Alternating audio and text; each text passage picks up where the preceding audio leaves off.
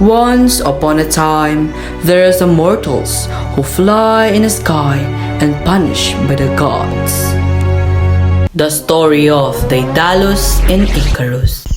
Daedalus' name means skilled worker, was a famous architect, inventor, and master craftsman, known for having created many objects that figure prominently in the various myths.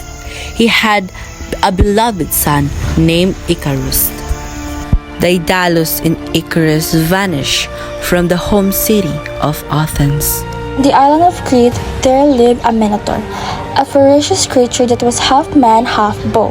The people of the island of Crete were terrified of the minotaur. It loved nothing more than a feast of human flesh. They begged the ruler, King Minos, to order that the creature be killed. But the king decided against this.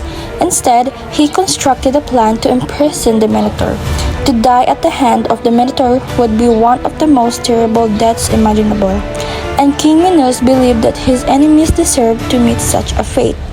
He enlisted the help of Daedalus, a talented architect, inventor, and craftsman, and asked him to build a labyrinth, a maze of passage that would be complex that it would be virtually impossible for anyone or anything to ever find a way out.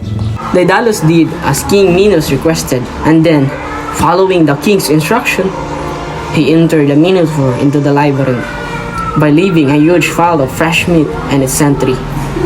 Once the Minotaur was in the labyrinth, the creature was unable to escape.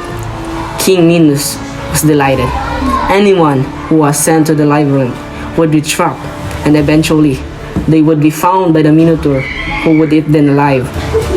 Now he had the perfect banishment for his enemies. The labyrinth is done, and the ship is sent to the island. The kids with weapon, and there's a brave warrior with a princess, daughter of King Minos. King Minos is so proud to himself, but he didn't think that the brave warrior killed the Minotaur. The king is so angry and took the blame to Daedalus. King Minos punished Daedalus and Icarus and leave them to the island.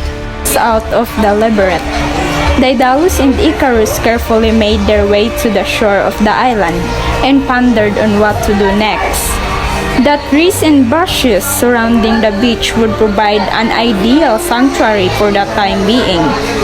They could possibly survive for a month or a years without being seen.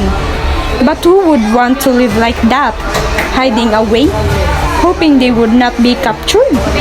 They needed to find a way to leave the island. But how? They could not swim. The nearest land was too far away, and they would never make it. They could not live by a ship.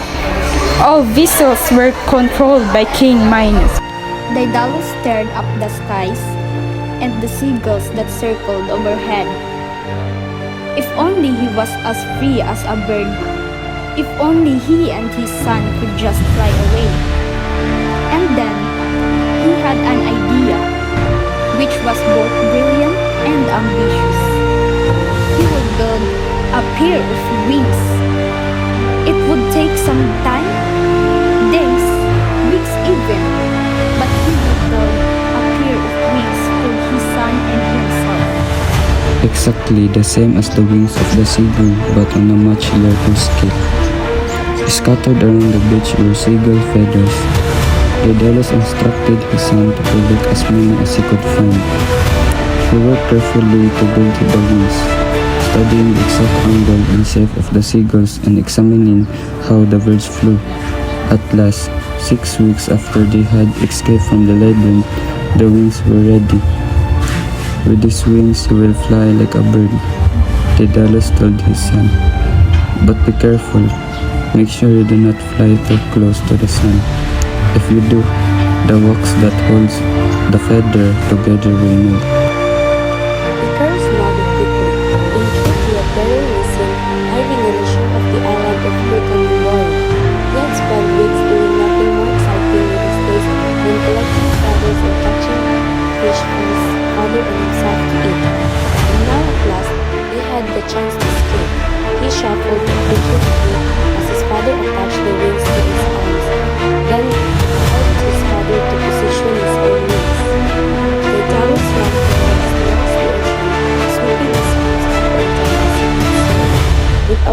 he zoomed forward, rising in the air. Icarus copied his father. Suddenly, he found his feet no longer on the ground. He was in the air. He was flying. He couldn't believe it as he looked down at the sea. Below his head, fluttered with excitement. It was as though his body was moving. The wind whistled against his ears. He felt like a bird, higher and higher, faster and faster in air. Suddenly, Icarus realized he could hardly see his father. He had flown so high his father resembled a small dot below him.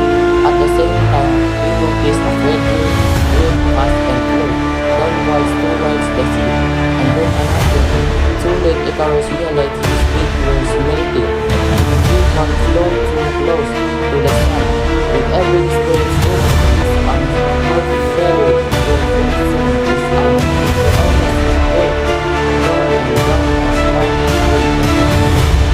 Father!